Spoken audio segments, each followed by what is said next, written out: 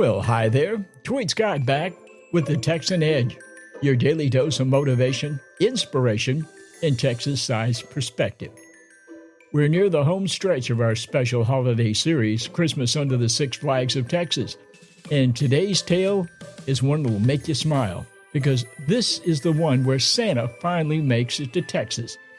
And before we get started, a Christmas shout out to Annalie Schmidt in Fredericksburg, where candles still glow in windows and German carols fill the hill country air. Now, by the time Texas joined the Union in 1845, the Christmas season was picking up steam. You might say the holiday had found its second wind, or maybe its eighth reindeer. The real St. Nicholas had lived and died centuries earlier in Turkey, but his story came galloping into Texas on the back of a poem, Clement Moore's 1822 classic, A Visit from St. Nicholas. You probably know it better as 'Twas the Night Before Christmas. That poem painted the picture that we still carry today. Stockings hung with care, a jolly old elf, and 8 tiny reindeer. Rudolph, he didn't join the lineup until about 120 years later in the 1940s. He was a late addition, you might say. In the mid-1800s, stockings were hanging by fireplaces all across Texas, and children were listening to For Hoofbeats on the roof.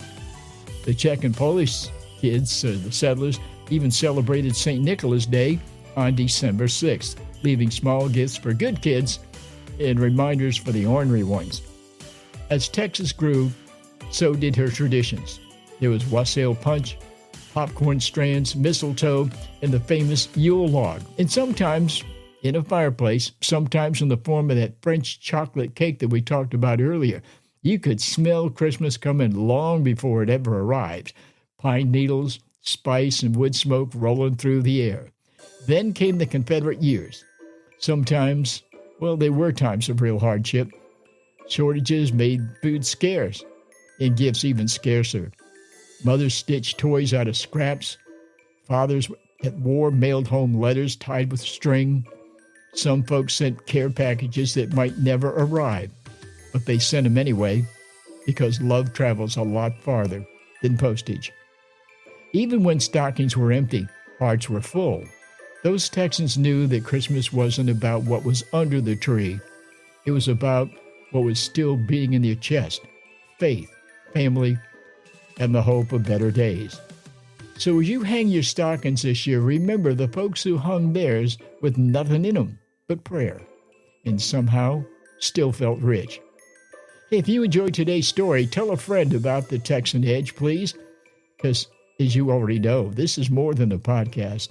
It's a Texas state of mind, and everybody's welcome. Oh, by the way, Merry Christmas. We'll be back again tomorrow to kind of wrap things up. So till then, take care of your precious selves.